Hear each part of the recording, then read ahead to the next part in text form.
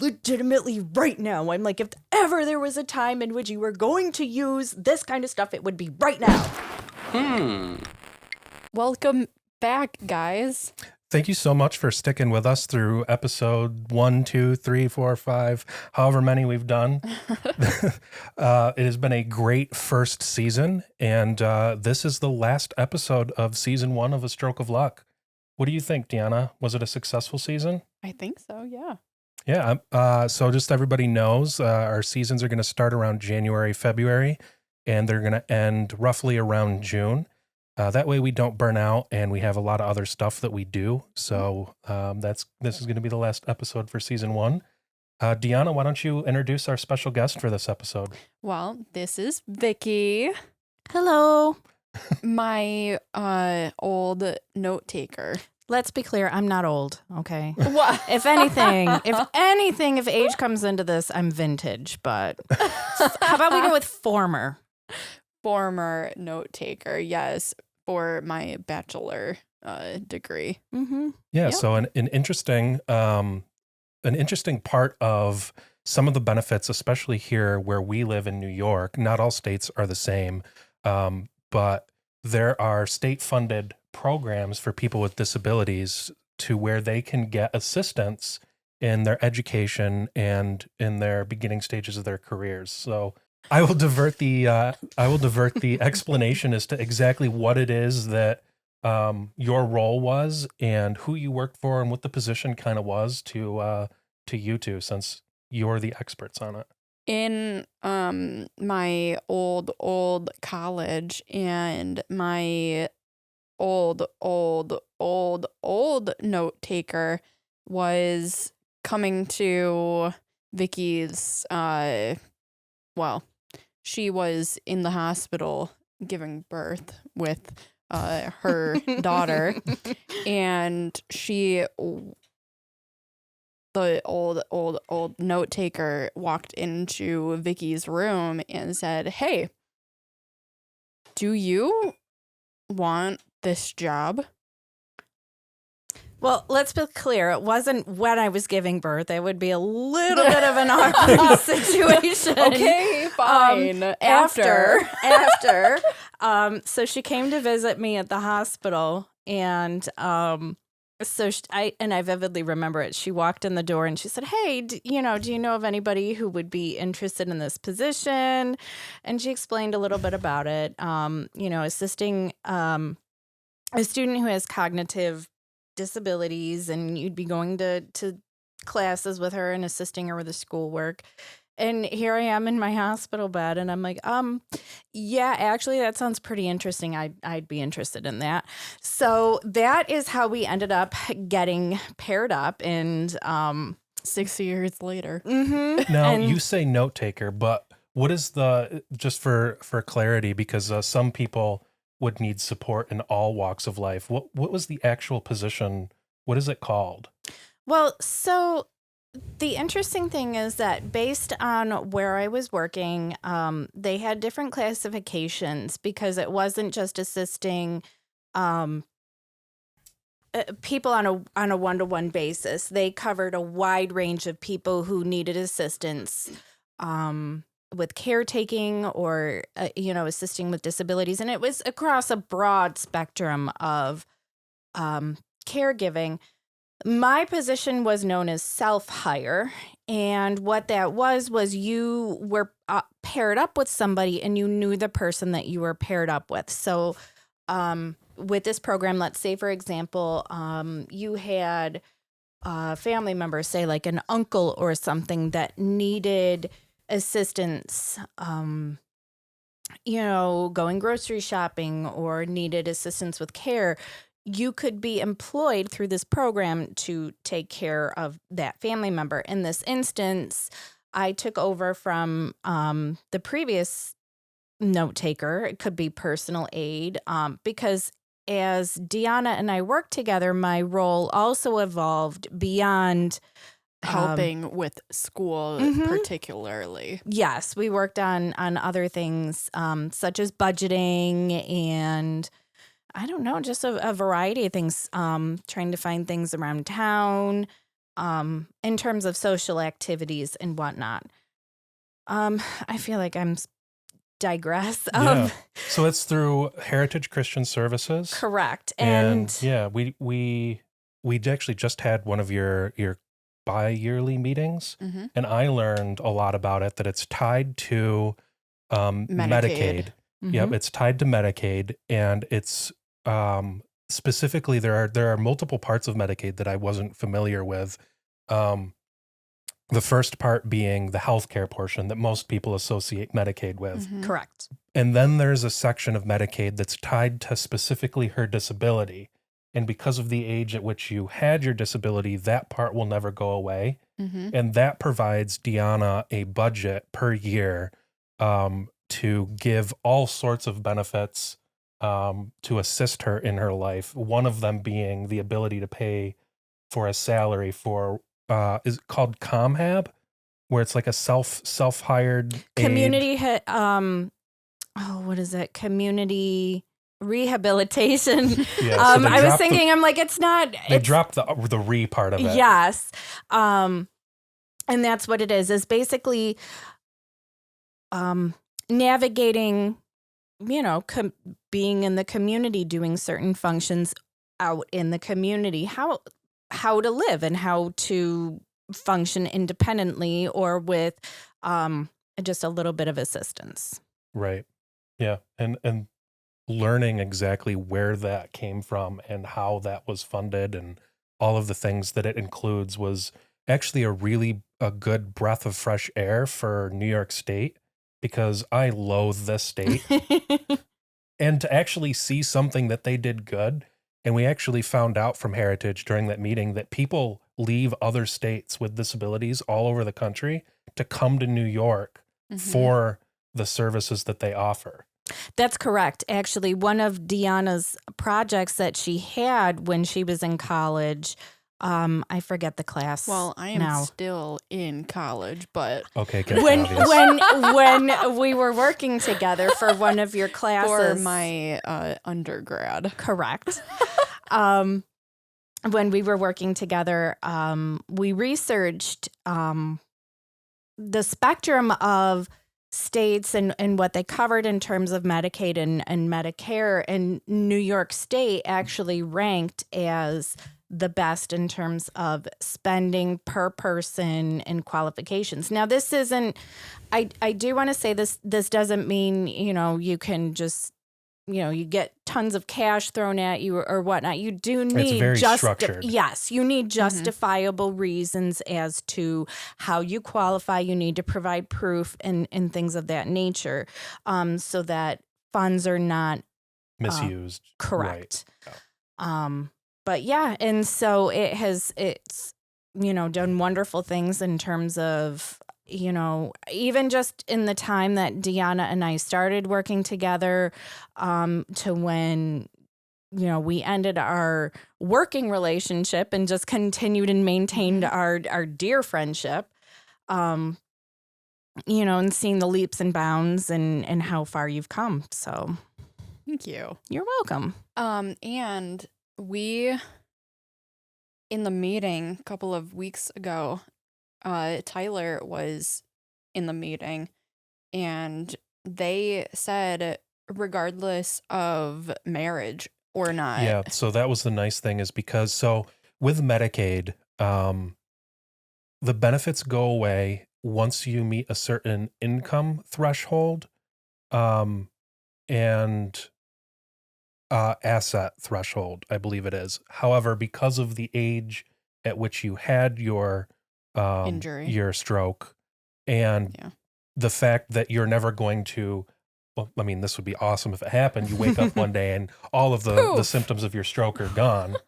Unless that were to happen, you will have that benefit forever. So if in 30, 40 years you start to decline and really need some assistance because of your stroke, at least in present, who knows what will happen with the laws and benefits. They're always trying to take social benefits away because people don't see the good that it helps real people. One of the reasons why we do this podcast.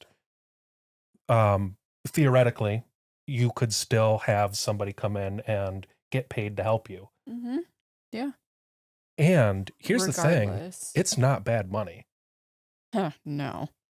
And It just takes a lot of patience. and Access VR said, regardless of marriage, you still have Right. Well, because the marriage benefits. would have affected the asset limit, because the government treats married people as a single person for qualifying for assets. Yeah. Yep. So back on topic, what was the experience like for you? Talk about kind of like what it took, or like how did you help her in school? What did that look like? So Dionna went to 2 different colleges while she and I worked together. And both were really good schools. She decided to, I guess, kind of change her major, which led to her also going to the second school that she went to. We would go to class together. We would sit towards the back so as not to be a disruption to the other students. I would sit and I would take notes in real time. I would type them out on the computer during class time. She also had a program that would record the teacher. Oh, audio note. Correct. Yes. So that if we needed to, we could always go back and review those audio files. Once, she was done with her classes or in between class time, we would review assignments. Homework, go over things. A lot of it was writing based, just simply based on, the fields, your interests that you were interested in per your degrees. So that required a lot in terms of writing and organizing your thoughts, determining, okay, this is the parameter of the assignment. How do you want to approach it? What topic do you want to use? How do you want to approach that topic? And making sure that as we were collaborating with writing, that they were your ideas that were simply just manifested with me doing the physical typing. I got a little bit of that in between. So for some context, you did her bachelor's degree, her undergrad degree, but then you left the position, and Dionna was looking for somebody with experience at a master's degree level. Because I know this, and you know this, a master's degree level is wildly different than a bachelor's degree level, and you and I just don't have that exposure. So it was something that you had made the decision that, for the sake of everybody, it would be beneficial if Dionna found somebody that could actually help her and have the experience in that. So we were looking for another person, and in the middle, I was helping her. We won't go into the long story of last semester. Yeah, people were just dropping left and right. Like, nobody wanted to work despite with an me. unbelievably really good pay for what they had to do. So anyways, I got to experience kind of what you're saying of Dionna would read something and then I would read it, and I would have to probe questions to her to get her to respond, comprehend and regurgitate the information. And then once we got it out of her, then we would write it, because she can't, because of her aphasia, she really struggles with the technical writing part. So it would be up to us, me, at that short amount of time, but mostly you that we're talking about, to formalize her thoughts, because she can't.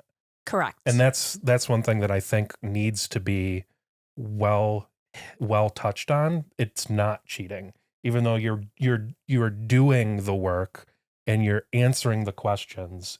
Your answers are her answers. Correct. Yeah. And I would always maintain academic integrity and academic honesty. We had very open communication with her professors, and we would explain what we would do. We would go over how we would outline things. We would say, this is how we follow protocol. And based on the schools too, especially when it came to, say, for example, taking an exam, one school that she went to, her first one was a private school, and then the second one that she went to was a state school. And then, of course, you also come into the different protocols and those things. You come into the different ways in which they want to proctor exams as well. So, of course, while we were working together, we also ran into the whole pandemic issue. And so that really threw things for a loop. And a lot of your classes transitioned. Thankfully, we're able to transition to online. And I love online schooling So do now. I. Because you're disciplined. That's the thing. On my own and do it on my own terms. Now, as a part of that, your shyness of being in a classroom and like getting called on, and you don't want to be judged, or do you just like online? Because for me, I just like online. I can do it whenever I want. I don't have to get up at 6 a.m. So I did my degree online as well, my bachelor's degree. And I would just do all my work in the evening because I'm not a morning person. Well, yeah, and going into class, and the professor said, "Oh, just have like reading, not out loud." And in my head, I can't physically do it like college level. So the online learning allowed you to collaborate freely without having to worry about disturbing an entire class. Yes, exactly. And I also found that and this also went along with Dionna growing as a person, knowing just how shy and reserved she was when I first started working with her, and how outgoing and gregarious she was. Once she concluded her bachelor's degree, she really gained that confidence. And I vividly remember it being the case where, it would be the last couple of classes, and she would have bonded with a couple people who sat by her. And she would open up her story to them and tell them, "Oh yeah, I suffered a stroke." The last class. Yeah. And the people around her would be like, what? They would just be completely dumbfounded, like, oh my gosh, this is crazy. This amazing story. And she'd be like, "Do you want to see a picture of my brain?" Yeah. If you ever meet Dionna in person, she has pictures to show you, and she'll probably ask if she can show them to you. Yeah, "This is my skull." And it's like, and don't get me wrong, she would be like, "Are you okay with seeing this?" The Context. Yes, because I had a loose screw in my head after countless surgeries later, and I said to the surgeon before I was under, and I said, "Hey, can I have a picture of my head opened up?" And he said, "Sure." And that was cool.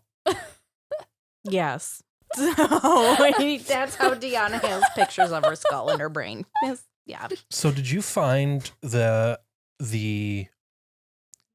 academic systems that we have in place, or did you find that the schools were accepting of the fact that you were there, or was there ever like any pushback of like, this is like borderline cheating, or was it very much like, "Oh, absolutely"? Did you find any? No, of they that? were both. I mean, first of all, it's treading a fine line in terms of what can you really, to a certain extent, can you really say no? Because then it's a violation of the Americans with Disabilities Act. So exactly. You have to make reasonable accommodations. But no, I don't think we ever really encountered that. I mean, you had one professor who requested that, sit in the back. And I'm like, I can't understand Like you that. couldn't physically read, right? Because she was still using like a Correct. dry erase board or something like that. Yeah, and that was like at the other school. The first school. And yeah, but to be honest, I mean, she was still making a reasonable accommodation. It's Yeah. and you did well in that class anyway, so For the online degree, in COVID degree, online degree, I had for 1 year straight A's with you. And I was on the dean's list, and I got what is that? The highest level of Summa cum laude or ODK. Oh, you were in an part of honor one of society. the honor fraternities Yeah, for yeah. your And academics. then I was the highest honor roll, the top Yeah, honor you're a roll. smart There's student. Summa cum laude, magna cum laude, and one others. I think you were in one of those. As far though as accommodations, they were wonderful. I mean, your second school, the professors, the degree, I can't say enough great things about that program, that school, your professors. I mean, I'm friends with more of your professors through social media than any of my professors when I was in college. So Well, my bachelor's was public health, and we were in class for public health, and the professor said, "Yep, so we are canceling online classes." you mean we're canceling in person and going to online classes? Yeah, Yes. and my professor in the math class said, Oh my. What? You say So how are that. how are we going to learn? How are we going to do all I this? And have he's like, no idea. I don't know. I have no idea. We're going to drink Bloody Marys all day. I don't know. Yes, he literally said that. I know. Wow. Like I said, it was a great program. He was a good teacher too. She had him for 2 classes, and it's really cool. The math class and the other class. So That do you feel really was like the great class, the second course. so do you feel like you also have an unofficial degree in public health? Yes, most assuredly. I wonder if all you would have to do is just be like, hey, school, if I pay you money, can I get a degree since I basically did all this class work? Well, and it's funny because for her advisor, I kind of said that. I was half joking, half serious. I was like, so could I ask for an honorary degree? And he said something along the lines of, yeah, I'm sure. I mean, especially, I'm sure there's some way, but never took it from there. Yeah. Would you have any interest in working in public health? Yes. Yeah. Yeah, actually. You like stats and stuff, right? Like numbers and spreadsheets? Yeah, There's I do. a lot of research in public health, actually. I find it very, very interesting because in terms of public health, it's not just about educating the public about this or that. It's not just about, and I mean, I'm going back to the pandemic and thinking about, our previous Governor Cuomo and talking about, his daily, what was it, the daily updates and stuff he would do. It's so much more than that. I mean, you can incorporate public health into a lot of things, not just, your typical programs of, sex education awareness or, nutrition and awareness and these kinds of things. I mean, it could even be something along the lines of, working for an organization, any type of office type job, and you have somebody who almost works in conjunction with human resources and someone who can assist in that function. It really can segue into so many different options. And I think, especially after, everything with COVID and the, masks and this and that and the other thing. 6 feet apart. Yeah, you really learn. So what a time to be doing that. Everything. Mm-hmm. During the middle of a pandemic, taking a public health degree, seeing firsthand all of the things. Mm-hmm. And that was this one math class that Dionna had to take for her public health degree. And we're both frustrated because it had gone online and we were really struggling with the content. And Deanna's like, so when are we going to actually use this stuff? When are we going to use this stuff? And I was like, Deanna, literally turn around, because behind her, it was around noon when the governor was on and doing all of his stuff. I'm like, legitimately right now. I'm like, if ever there was a time in which you were going to use this kind of stuff, it would be right now. And that, okay, my professor in that class was, like, I can't think of that, like, eccentric. Well, for the whole semester, I didn't have my grades. Like, for the master, not my master's, for my midterm, like anything. And that's everywhere. Every college. Well, there were a complaints. lot of there. I'm sorry, I have to interrupt because there were with this particular professor, there was a lot of stuff going on. There was, and I'm not about to divulge anything, but obviously everybody has their own stuff going on. Yeah, even when it's not a public global health crisis. Yeah. And so one of the biggest issues that we ran into in terms of that was it was a biostatistics course. And at the beginning, and we knew this at the beginning of the semester before everything with the pandemic went down, they had mentioned that they were transitioning from using one system to a different system. And it was almost like it was updating as it was going along. And so not even counting whatever else was going on, in everybody's personal lives, but here you're thrown into these online classes. You have not tailored your syllabus for that, and then on top of that, you've been thrown a wrench, and you don't have the ability to teach your students, and from one program to another, there was just a lot going on. So yes, this was a class in which the grades didn't come in until the end, but like 2 weeks, like after the semester ended. yeah. But it worked out. You still passed the class. Everybody passed the class as far as I know. For a C+ in that class, but Still passing. whatever. It was a really hard class. So what would you say was the hardest part about your position helping Dionna? Me. No.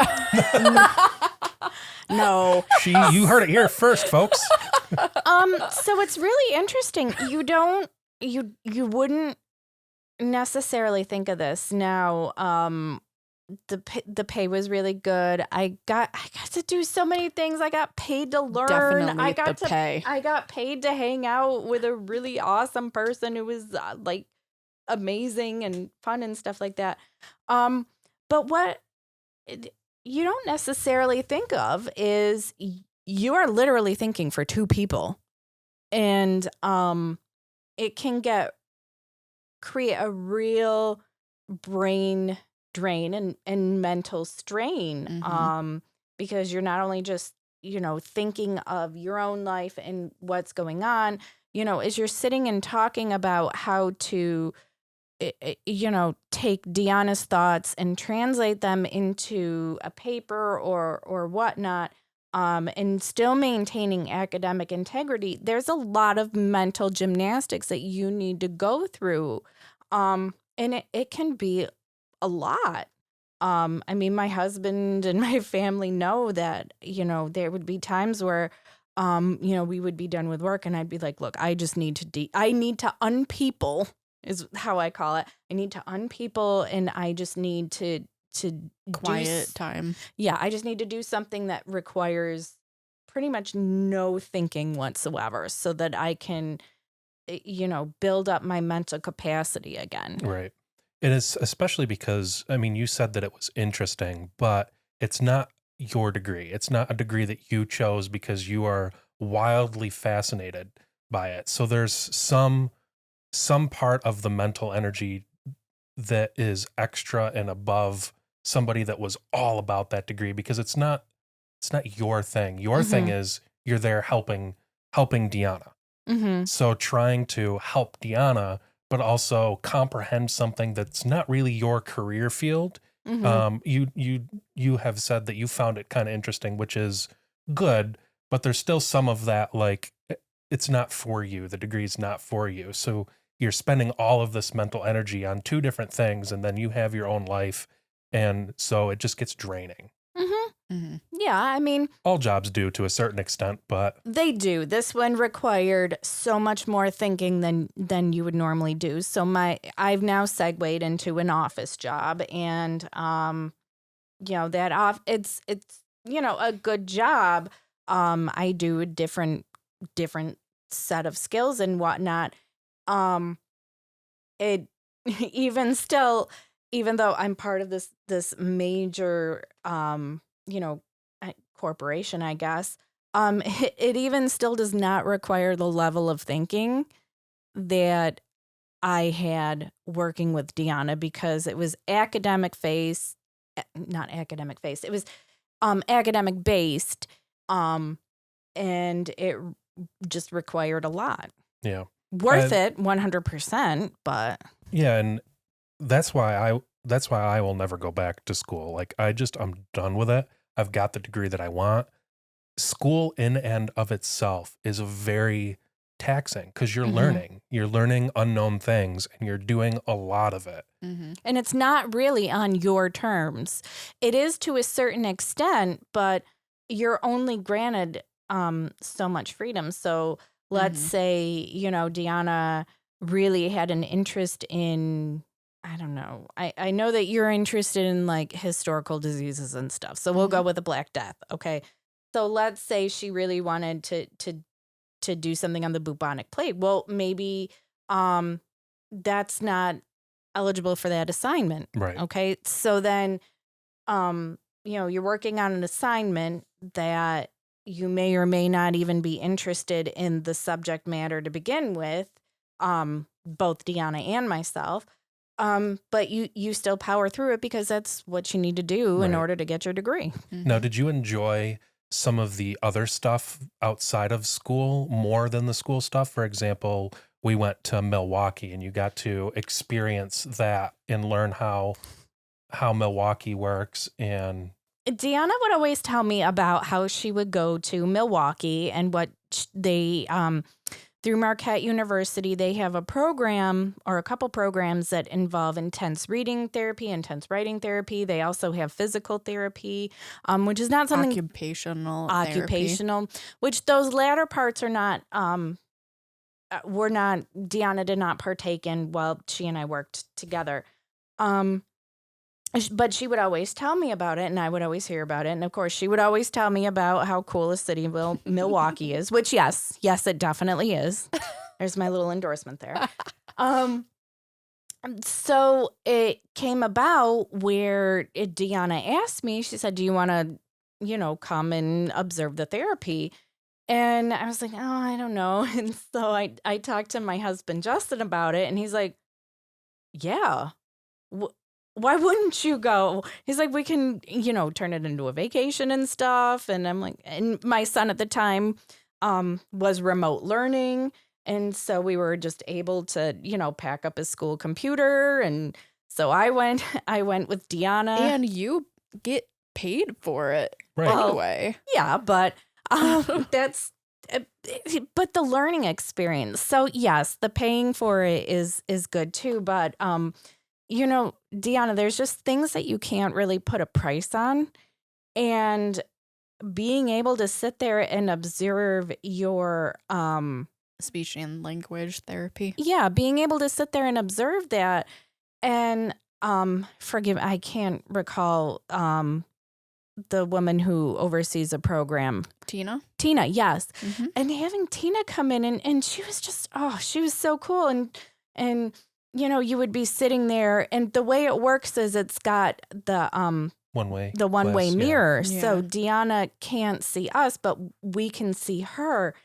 And so we would be sitting there, and Dionna might start yawning or something. And what Tina would say is, do you see that? Do you see how Deanna's yawning? That means that she is reforming those neural pathways.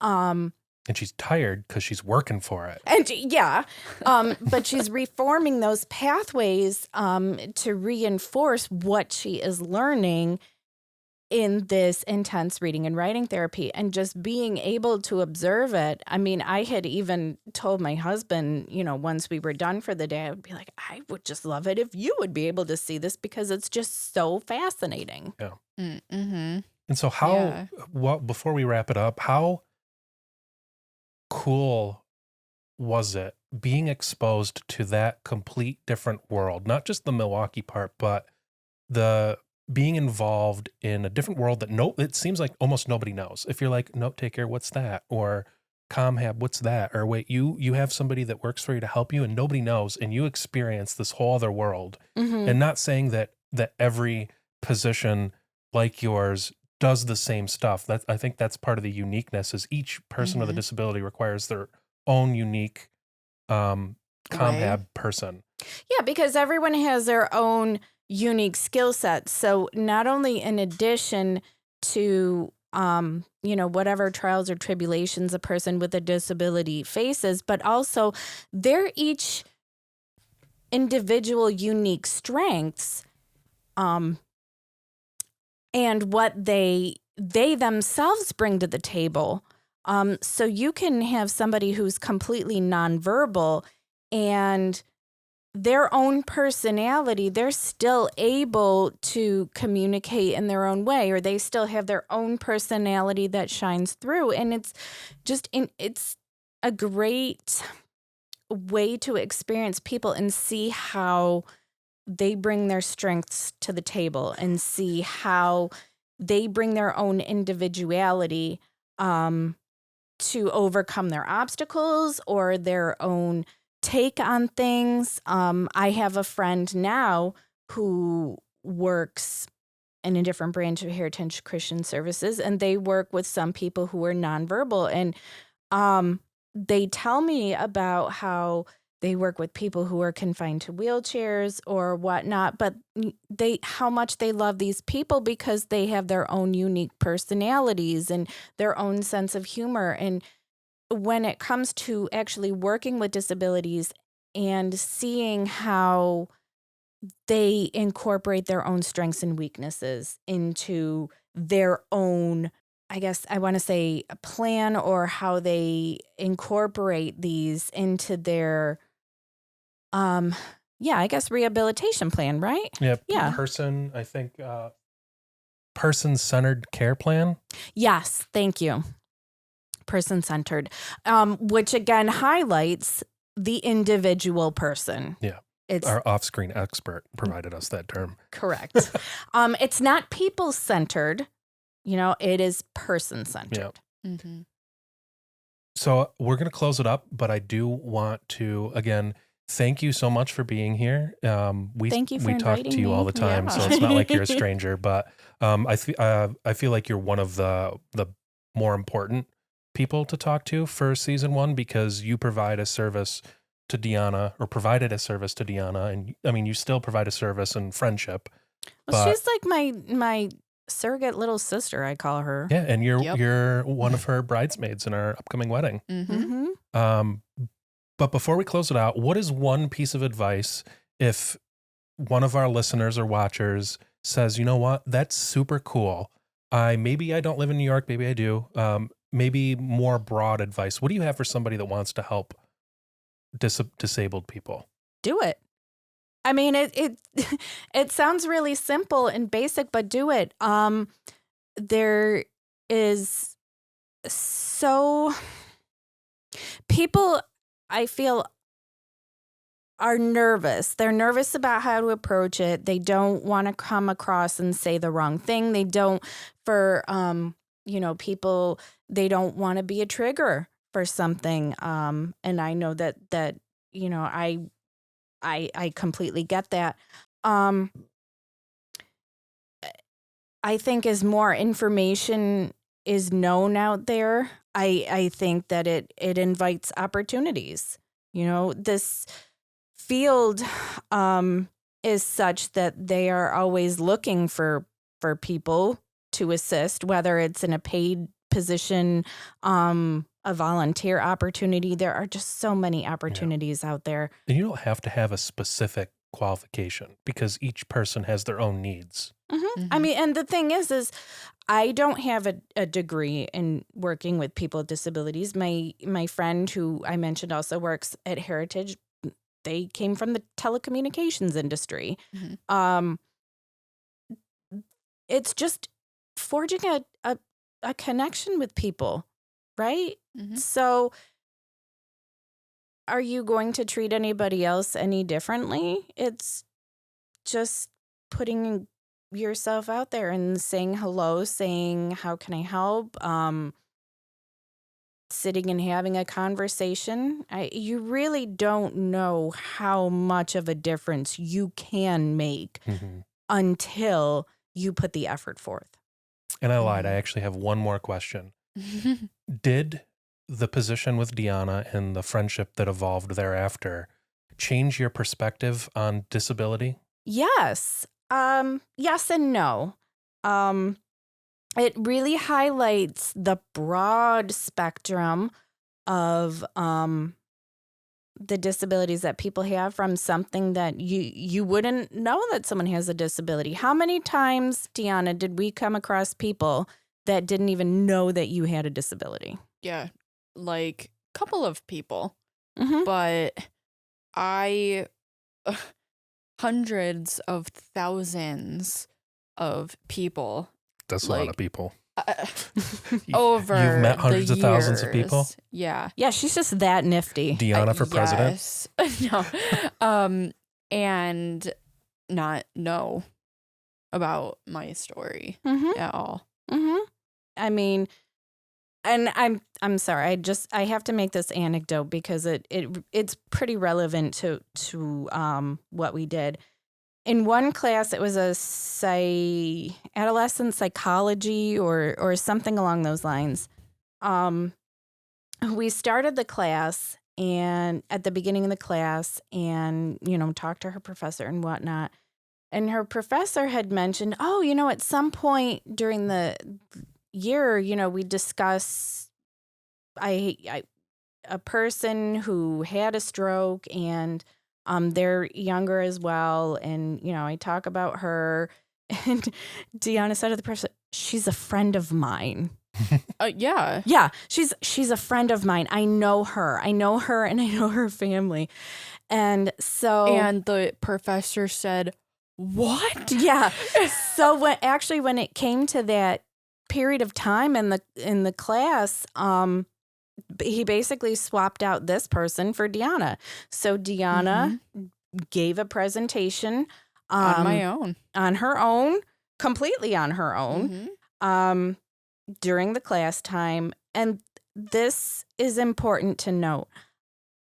You know how in college, especially because this class, it was, I think, right after lunch or something. So people zone out, and then right after lunchtime, people are really zoning out. The food coma kicks in. Oh, yeah. When Dionna had this presentation, everybody was asking questions to the point that class ran a little bit late, and people were still asking questions because they were so invested in what she had to say. And she was very forthright and very open with her answers. And the professor said, can you talk to the other class as well. Mm-hmm. And so it forges those opportunities. It creates those opportunities. So in a long, convoluted way of cycling back to what you asked me, look at those opportunities that presented themselves just from those students in her class asking those questions. Mm-hmm. Yeah. Well, it's been a great conversation, Mm-hmm. and thank you so much for being on the podcast. And thanks everybody that has listened to all of our episodes. It has been a great season 1. Deonna's tired. She's been thinking. She's been forging those Exactly. pathways. So we will see everybody next year around January or February. In the meantime, if you have any questions, comments, or concerns, Reach out. you can reach out to Dionna via all of the ways, DionnaZupparo.com. And we're still going to record episodes here and there as if anybody of note comes up. But Or what is that? Blogs. Sure. Blogs. Like going to the islands and stuff. Vlogs. Blogs. No, vlogs with a V, like video. A video log. Vlog. It's blog. No. it's awkward to say. Say that. Anyway, keep going. So we'll record episodes as interesting topics arise, but we're gonna post them next year so that you're not bored of hearing us and we're not bored of hearing us. We can never be bored hearing you guys. Aw, thank you. You're welcome. All right. Do you want to say do you want to say goodbye to our guests, or are you just gonna say whatever? Not hey, whatever. See ya.